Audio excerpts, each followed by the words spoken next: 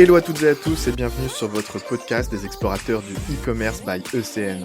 Je suis Charles Ménildré d'e-commerce Nation et à travers cette chaîne, je vous amène dans les coulisses du e-commerce en France. Vous découvrirez des retours d'expérience exclusifs avec les meilleurs conseils de e-commerçants, solutions ou autres acteurs de l'écosystème, mais aussi des histoires inspirantes et des personnalités hautes en couleurs. Alors installez-vous confortablement pour ce nouveau podcast des explorateurs du e-commerce. Je reçois aujourd'hui Virginie Blot, évangéliste et senior product manager chez Akeneo, une solution SaaS de commerce composable permettant de gérer, orchestrer, activer et optimiser les expériences produits sur l'ensemble des canaux de vente.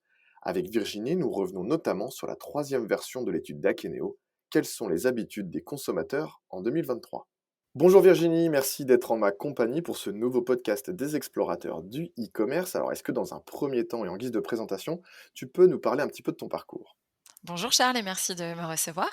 Donc je m'appelle Virginie, en effet, j'ai rejoint Akeneo il y a 8 ans et demi, ce qui est plutôt vieux pour une boîte qui a 10 ans, qui était une jeune start-up. Quand je l'ai rejoint, on n'était que 20 et je reviendrai aujourd'hui sur le chiffre qu'on est. C'est une belle croissance. J'ai un background avant de consultante en ERP. Les ERP, c'est parfois pas glamour, mais ça permet quand même d'avoir une super connaissance des organisations complètement différentes. J'ai fait aussi bien de la mode que de l'industrie alimentaire, que des choses beaucoup plus industrielles et donc des différents métiers aussi, qui sont dans une entreprise, qui travaillent tout au long de la supply chain et ça, c'est vraiment une force, dans mon quotidien. Très bien, merci pour ta présentation. On te connaît un petit peu mieux maintenant. Maintenant, est-ce que tu peux nous présenter Akeneo quand même? L'entreprise dans laquelle tu travailles depuis 8 ans, tu viens de nous le dire. C'est ça, donc Akeneo a fêté ses 10 ans. À l'origine, la mission première, c'est un éditeur de PIM. Donc, PIM, ça veut dire Product Information Management. C'est vraiment la gestion de l'information produit. J'aime beaucoup comparer ça, au CRM. Tout le monde parlait de CRM il y a 20-30 ans. Aujourd'hui, on parle plus de Customer Experience. Eh bien, c'est pareil pour l'information produit. Aujourd'hui, on parle tous de Product Experience et de son importance et de pourquoi on n'investit pas autant dans la Product Experience qu'on investit dans la Customer Experience. Puisqu'au final, ce qu'on mesure, c'est bien les produits qu'on est capable de vendre à nos clients, n'est-ce pas? Tout à fait. Voilà. Donc, Akeneo aujourd'hui est leader justement sur l'industrie du PIM et du PXM. Et puis justement, on dit aussi PXM parce que ce n'est plus qu'un PIM aujourd'hui Akeneo, c'est l'ajout de plein d'outils autour aujourd'hui qui font évidemment sens pour les utilisateurs. Évidemment, si vous êtes un distributeur, vous allez avoir besoin qu'on vous facilite la vie avec toutes les marques que vous distribuez. Donc, on va créer un supplier portal. Si à l'inverse, vous êtes une marque qui est beaucoup distribuée, comment on vous facilite la vie pour distribuer la bonne information aux bons revendeurs, ça va être Shared Catalogs. Et puis surtout, on a maintenant un App Store où voilà, on a plein de connecteurs pour faciliter la vie de nos utilisateurs pour se connecter à des outils d'intelligence artificielle, de print, de digital publishing, de traduction. Donc voilà, c'est pour ça qu'on a étendu le scope et on parle aujourd'hui d'industrie de product experience. Très bien, donc tout un panel d'outils à destination de ces vendeurs pour leur faciliter la vie, c'est ce que tu nous disais tout de suite. Est-ce que maintenant tu peux nous présenter ton champ d'action chez Akeneo, tes tâches, tes missions, ton job? Alors moi, je suis pas revenue sur mon titre, mais j'ai un titre qui est plutôt, rigolo ou en tout cas, pas ordinaire. C'est évangéliste. Mon titre, c'est évangéliste et bon, souvent les évangélistes sont responsables vraiment du sales enablement, de prêcher la bonne parole, si on s'en fie vraiment à l'allégorie biblique. Mais en tout cas, c'est vraiment ça, d'aller prendre la parole sur des conférences. Donc j'ai vraiment commencé avec la partie sales enablement, construire des outils pour aider vraiment à positionner Akeneo sur le marché et du coup, très vite, j'ai été rattachée à un département qu'on connaît pas encore trop en France, je trouve, qui est le product marketing. C'est beaucoup aux États-Unis finalement, n'importe quel bon produit, n'importe quelle boîte devrait potentiellement commencer avec le product marketing, puisque c'est ni plus ni moins que la parfaite convergence entre le produit et le business. L'adéquation entre le produit avec son marché, le market fit, comme on appelle ça, et s'assurer grosso modo qu'une feature, une fonctionnalité répond bien aux besoins de tes clients existants, mais aussi aux attentes du marché. C'est à chaque fois tout le challenge. Donc ça nécessite de bien connaître, les clients, les attentes des clients, leur utilisation du produit et ça, moi, au début, j'ai commencé chez Akeneo en étant consultante. Donc, pendant 4 ans, j'ai implémenté Akeneo. Et puis après, comme j'ai fait beaucoup de sales enablement, j'ai vraiment ces deux côtés, cette vision. Et donc, aujourd'hui, je travaille énormément avec les équipes produits pour influencer la roadmap, définir les priorités qui doivent arriver très vite.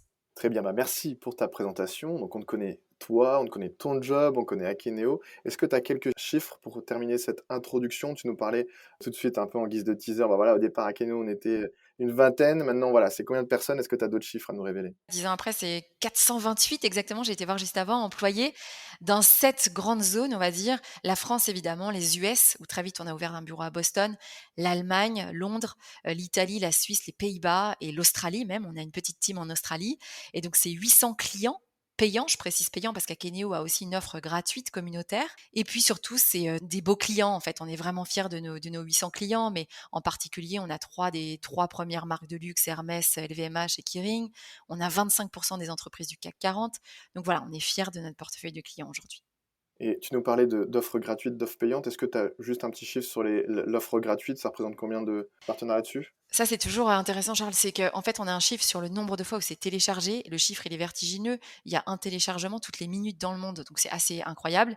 Évidemment que tous ces gens ne deviennent pas des clients payants d'Akeneo, sinon on serait déjà tous millionnaires, n'est-ce pas? Mais entre le moment où tu télécharges et le moment où tu utilises vraiment et où ça devient ton outil du quotidien, ça aujourd'hui, on a du mal à le mesurer. On essaie vraiment d'améliorer ça.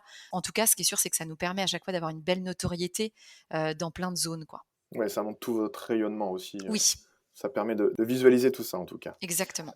Eh ben, écoute, merci Virginie pour cette introduction. Aujourd'hui, on est ensemble tous les deux sur ce podcast pour parler notamment de votre étude chez Akeneo, qui a pour titre «Quelles sont les habitudes des consommateurs en 2023?» un petit peu orienté vers l'amélioration de l'expérience client grâce à l'expérience produit. Est-ce que tu peux nous présenter cette étude et pourquoi l'avoir réalisée? Oui, alors, en fait, c'est la troisième année qu'on l'a fait, 3e année consécutive. À un moment, on s'est dit que ça pouvait être, très intéressant, bah, pour nous évidemment, mais pour nos clients, pour nos partenaires, de mieux comprendre évidemment les attentes du consommateur et puis surtout d'avoir des connaissances tout au long du parcours client. Parce qu'en fait, on est tous bien conscients que l'information produit, elle doit varier, elle doit servir justement le parcours client. Donc qu'est-ce qu'on doit savoir de ça? Qu'est-ce qu'on doit retenir de ça? Pour derrière évidemment, que ce ne soit pas juste que des chiffres, mais des conseils pratiques pour améliorer justement l'expérience produit qu'offrent tous nos clients. Très bien. Et comment cette étude, elle a été réalisée? Quel a été un petit peu le process? Tu peux nous parler de ça? Là, pour le coup, on a fait appel à un prestataire externe dont c'est vraiment le métier, hein, c'est 3GEM Research pour celle-ci. Et puis, ils prennent un échantillon. Donc là, ils nous ont dit qu'ils ont pris 1800 consommateurs dans 8 pays différents, qui couvrent grosso modo les pays où Akeneo est actif, qui ont tous plus de 18 ans. Mais ce qui est intéressant, c'est vraiment des âges complètement différents, des origines sociaux, des mots culturels complètement différentes aussi. Donc c'est vraiment un très bon panel de consommateurs. Un panel vraiment large. Oui. Et est-ce que tu aurais 2-3 éléments majeurs à nous présenter? Évidemment, ne nous révèle pas tout, hein, quelques chiffres clés. Le but, c'est de teaser cette étude pour que derrière nos éditeurs puissent aller la découvrir plus en profondeur. Mais voilà, est-ce que tu peux nous présenter 2-3 éléments majeurs? Alors, les 3 éléments que j'ai choisis, j'en ai choisi 3, c'est vraiment des choses, on va dire que l'on sait ou dont on se doute, mais en tout cas, les chiffres sont assez forts et montrent que vraiment c'est les tendances, on va dire, se renforcent. La première, c'est que 84 des consommateurs ont fait des recherches sur un produit en ligne avant de l'acheter en magasin. On doit tous se reconnaître un petit peu là-dedans, mais que l'inverse, il est vrai aussi. C'est-à-dire que 77 c'est pas rien, ont été voir des produits en magasin pour finir par les acheter en ligne. C'est très intéressant, c'est grosso modo ce qu'on appelle showrooming, web roaming. Donc c'est vraiment ce mélange, on va dire, des canaux, qui est complètement renforcé.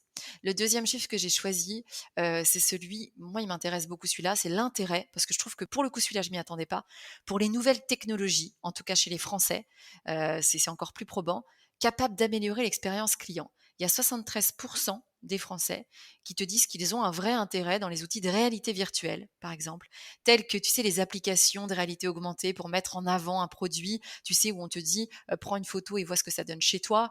Mais ceci dit, l'autre jour, je surprenais mon conjoint en train de faire pareil, tu sais, pour des lentilles de contact. Non, mais c'est quand même incroyable. Donc que ce soit pour des lentilles, bon, on le connaissait beaucoup pour les fringues, pour des canapés, pour des revêtements muraux, mais cette tendance, enfin, voilà, il y a une vraie appétence pour ça. Et la dernière, pareil aussi, on s'en doute, mais quand même 86 des Français disent à quel point les influenceurs ont un impact sur leurs décisions d'achat. Donc les influenceurs, on ne représente pas ce que c'est, mais en tout cas, de voir un produit présenté par quelqu'un d'autre que la marque, ça a un vrai impact. Plus de la moitié, 60 donc c'est énorme, disent qu'ils ont déjà effectué un achat justement sur la base d'informations fournies par un influenceur. Je discutais l'autre jour avec ma mamie et je lui disais: «Mais en fait, c'est le téléachat 2.0» parce que même elle, elle s'est mise à Instagram et elle adore et je lui dis: «Bah, voilà, c'est le téléachat, c'est ton télé-shopping version réseaux sociaux, quoi». Voilà, c'est les 3 chiffres que j'ai retenus. Très bien, donc oui, si on doit juste résumer, le premier, c'est vraiment sur les habitudes de conso. Je vais en Oui, magasin pour ensuite acheter en ligne et inversement. oui, Le deuxième, c'est, les nouvelles technologies, plus que ce oui. qu'on pense. Tu donnais des très bons exemples, même de ta vie privée par Oui! rapport à ça. Mais oui, ça m'a Et fait rire. puis le troisième, c'est l'impact des influenceurs. Effectivement, c'est un chiffre qui est quand même C'est assez 86 parlant. ouais. Peut-être qu'il va aller en croissance aussi sur les prochains mois, les prochaines années. Et tu nous parlais tout de suite du téléachat 2.0, voilà. Pour terminer, je pense que c'est la meilleure des images. J'ai une autre question maintenant pour toi, bien sûr, au niveau des tendances clés. quels sont selon toi les éléments les plus importants pour les consommateurs d'un point de vue information produit? On sait qu'il y a beaucoup de choses qui sont recherchées. Est-ce que tu peux nous dégrossir tout ça et nous expliquer un petit peu ce qu'on trouve dans l'étude? Oui, parce que là, c'est pas selon moi, c'est vraiment selon l'étude. Parce que moi, je t'aurais dit autre chose, donc c'est ça qui est intéressant. Et du coup, en numéro un vient la description produit avec 47. Donc ils disent qu'en numéro un, ce qu'ils regardent après le prix, c'est la description produit. Donc je pense parce qu'ils se disent voilà, est-ce qu'un produit est bien expliqué, est-ce que je sais vraiment à quoi m'attendre? Vient en deuxième position, 36. Alors ça, c'est aussi, ça fait vraiment une remontée dans les sondages, les user reviews. Donc on voit vraiment l'importance de, ce que pensent les autres, est-ce qu'ils me le recommandent ou pas? Et seulement en troisième position, moi j'aurais dit en première, c'est les images, 35, à équivalence avec la comparaison à d'autres produits, le fait qu'on te propose de pouvoir le comparer et viennent enfin les détails techniques, tu vois? Bizarrement, on sait qu'on en a tous besoin, mais c'est pas la première chose. Genre, c'est on va le regarder en deuxième. Voilà, et puis il mentionne à la fin les conditions de vente et de retour quand même, mais c'est vrai que maintenant, c'est devenu un standard quasiment, la facilitation des retours, les retours gratuits, donc c'est presque plus un sujet. D'accord, très bien. Est-ce que, du coup, ça varie en fonction des typologies de produits aussi? J'imagine que oui. Que dit l'étude par rapport à ça? Et ben là, c'était intéressant aussi parce que finalement, on prenait 100, alors 100 dans la monnaie, tu vois, du pays comme référence, un produit que tu achètes supérieur à 100 € ou inférieur. Il y avait pas de grosses nuances. C'était dans le même ordre avec des poids, moins importants, mais la description produit vient en numéro un avec les user reviews en deuxième, même sur des produits plus chers. Justement, ma prochaine question, c'était sur, l'information produit. Quel est l'impact de cette information produit sur l'achat? Est-ce que tu as des insights à nous partager là-dessus? Oui, là, c'est pareil, c'est l'étude. Alors évidemment, nous, tu vas me dire, ça sert, complètement, notre soupe, mais c'est vrai qu'on ne s'attendait pas à un chiffre comme ça. 70 des consommateurs, et là, je te prends pas que la France, worldwide, se disent prêts à acheter auprès d'une marque si celle-ci leur offrait une expérience d'achat plus attrayante. Donc ça montre vraiment qu'il faut un petit peu, être parfait sur ce qu'on vient de dire avant, la description produit, les user reviews, les images, que ça compte énormément et puis si on peut être un petit peu plus innovant, et offrir un petit peu plus de services, donc comme on disait sur les nouvelles technologies et cetera autour de ça, je pense que c'est le bon combo. Et est-ce que peut-être, c'était pas prévu comme question, mais quelle est la place de la vidéo, voilà, dans ces informations produits? Eh ben, c'est une très bonne question, c'est pas ressorti à ma grande surprise, mais je pense que justement, ils mettent ça dans les influenceurs, tu sais? D'aller voir des vidéos. Pour moi, dans la tête des gens, c'est vrai que tu te dis tout de suite: «Un influenceur, c'est une vidéo que tu as vue, en fait». Quand ils disent 60 ont acheté, suite à avoir écouté un influenceur, bon, bah, c'est une vidéo qu'ils ont vue, tu vois? Et c'est intéressant finalement, le conseil là pour les marques à retenir, c'est, arrêtez un peu d'investir dans la vidéo, maison en fait, faites appel à des influenceurs, hein. Je pense que c'est, la photo est toujours très importante. En revanche, la vidéo, c'est relayé au second plan. Ça dépend aussi peut-être des typologies, mais effectivement, il y a Oui. beaucoup de on peut voir par exemple des fiches produits où il y a beaucoup d'images, mais aussi de plus en plus de vidéos et en fait, l'étude est en train de nous dire, c'est une tendance aussi, ce sont les influenceurs et par rapport aux chiffres que tu nous présentais juste avant, le côté influenceur est à prendre bien plus au sérieux qu'on peut ne penser, en tout cas qu'on pouvait penser jusqu'à aujourd'hui. Oui et sur tous les domaines. C'est-à-dire qu'on voit ça, tout le côté fashion qu'on connaît, maquillage, cosmétique et cetera. Mais genre même sur le bricolage, ça joue énormément d'avoir, des avis de quelqu'un qui te montre comment il a utilisé, comment c'était facile de poser ce papier peint. Je voyais l'autre jour une marque, voilà, très tendance de papier peint. C'est vrai que ça joue énormément. Oui, puis le côté tuto, le côté, voilà, je te prends par la main Complètement. pour te montrer bien comment il faut faire pour éviter les retours et cetera. Et c'est ça que je te disais, dans 70 des consommateurs sont prêts à payer plus si une marque leur offre une meilleure expérience.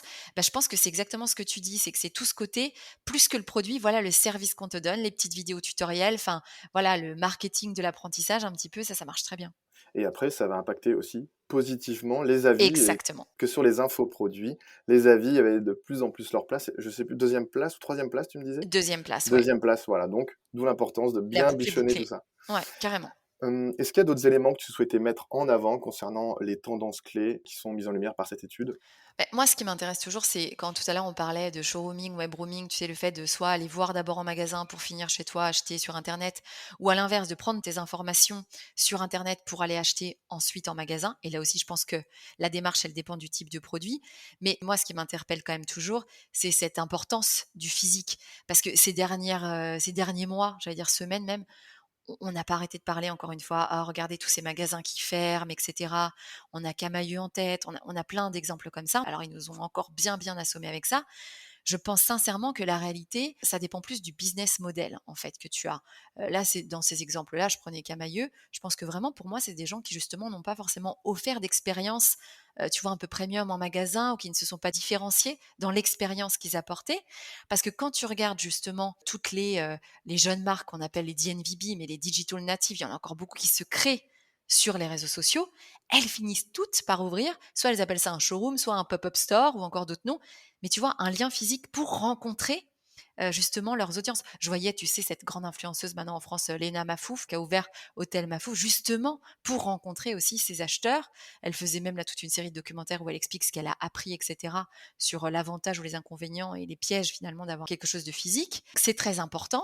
Je me promenais l'autre jour en tant que touriste sur les Champs-Élysées, je voyais que la boutique L'Occitane faisait un featuring avec Pierre Hermé, c'est-à-dire que tu peux manger tes macarons en même temps que tu visites tes produits L'Occitane. Voilà, c'est un peu ce côté, on offre plus qu'une boutique, on offre autre chose, un bon moment finalement, un truc un peu sympa. Donc le physique n'est pas mort, loin de là. Et on se rappelle quand même, moi je dis toujours à mes clients, ok le digital c'est bien, mais qui aujourd'hui fait plus de 20% de son chiffre avec le digital? Tu vois, je reprenais cet exemple avec l'Occitane, ils ont 3000 boutiques physiques dans le monde, leur chiffre d'affaires en ligne, c'est seulement 12%. Faut arrêter de dire: «Ah le magasin, ceci, tout le monde ferme, c'est grave». Bah, en fait non, c'est vraiment un point de rencontre et ça finit quand même beaucoup là.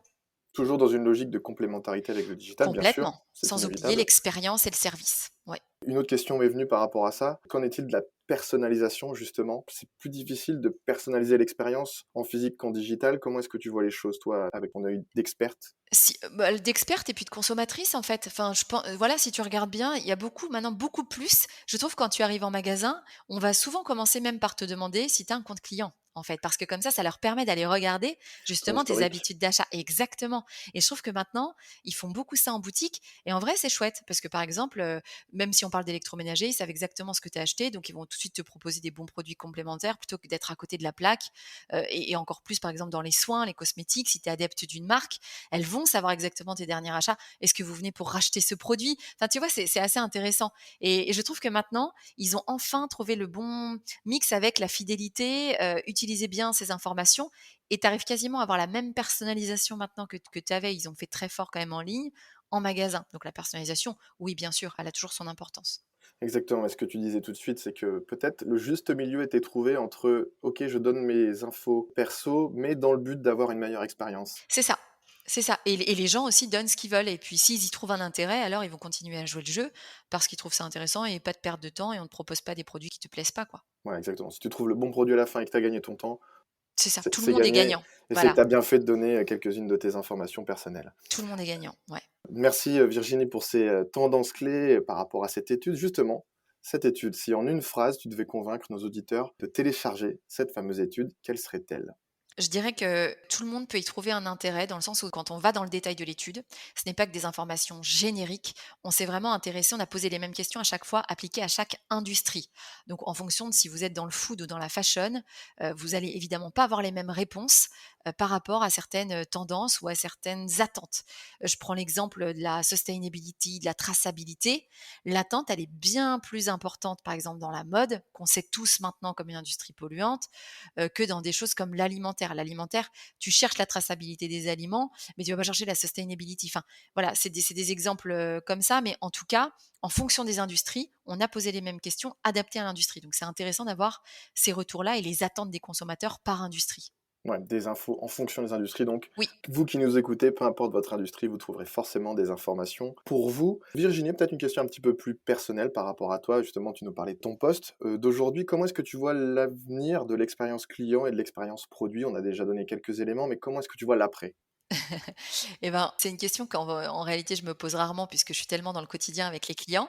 Et du coup, tu sais ce que j'ai fait? J'ai été demander à ChatGPT.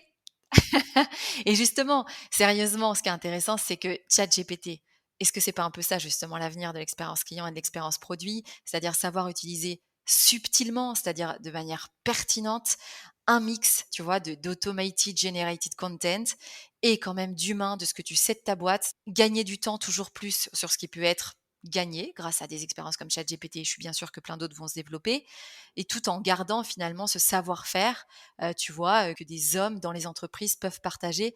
C'est vraiment cette combinaison qui doit être gagnante. Enfin, en aucun cas, c'est pas noir ou blanc. ChatGPT va pas remplacer les hommes et pour moi, c'est vraiment ça l'avenir de l'expérience produit, l'expérience client. C'est qu'on a des hommes qui connaissent leurs produits, qui sont passionnés, des hommes et des femmes évidemment, hein, c'est un homme avec un avec grand un grand H, mais H. exactement. Mais je veux dire des gens qui sont passionnés, qui connaissent mieux que personne comment bien vendre leur marque, bah, faisons-leur gagner du temps avec ce qui peut déjà être capitalisé, et puis en leur donnant vraiment une part libre à l'expertise et à l'innovation en fait. C'est comme ça que je le vois, c'est pas l'un ou l'autre.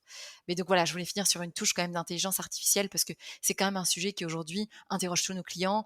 Tu vois, nous, on propose un connecteur, même 2 aujourd'hui déjà, sur alimenter justement ton contenu d'Akeneo. On parlait des descriptions produits avec ChatGPT et ils nous demandent tous: «Est-ce que je dois y aller, pas y aller?» Bah, en fait, c'est faites ça en bonne intelligence. En fait, faites des tests et voilà, c'est vraiment utiliser l'intelligence artificielle avec l'intelligence humaine dans le bon sens, quoi. Ouais, l'outil au service de l'humain et pas l'inverse. Ouais, c'est ça. Est-ce que tu as des actualités maintenant d'Akeneo à nous présenter sur les mois qui arrivent, la fin de l'année, peut-être même l'année prochaine si on se projette un peu? Pour boucler avec ce que je t'ai dit au début, nous, tu vois, on a vraiment à cœur d'offrir une plateforme complète, demain un product cloud, tu vois? Où vraiment autour du PIM se sont développés plein d'outils pertinents pour nos clients.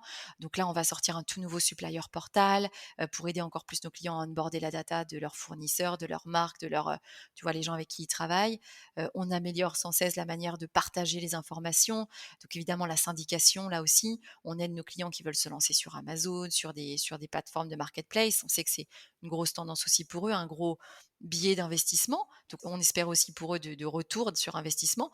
Donc, on facilite tout ça. On a lancé Activation for Retail, justement, où voilà, on prémâche le travail pour eux. Donc, toujours aider plus nos clients. Donc, c'est plein de petits outils comme ça, pertinents, autour d'Akeneo, où tu viens choisir ce qui est intéressant pour toi. Très bien, plein de projets et plein d'enjeux qui vont arriver justement. Et ben on arrive à la fin de notre conversation, ça fait une vingtaine de minutes qu'on discute. Est-ce que je peux te laisser le mot de la fin pour conclure notre échange? Bah, écoute, merci de m'avoir invité. Je suis très contente de faire des podcasts plutôt que des webinars. Je Ah, pense vraiment que avec plaisir. tu vois, je pense vraiment que c'est la suite logique des podcasts. On adore écouter ça, même en voiture, que ce soit pour le business ou pour le perso.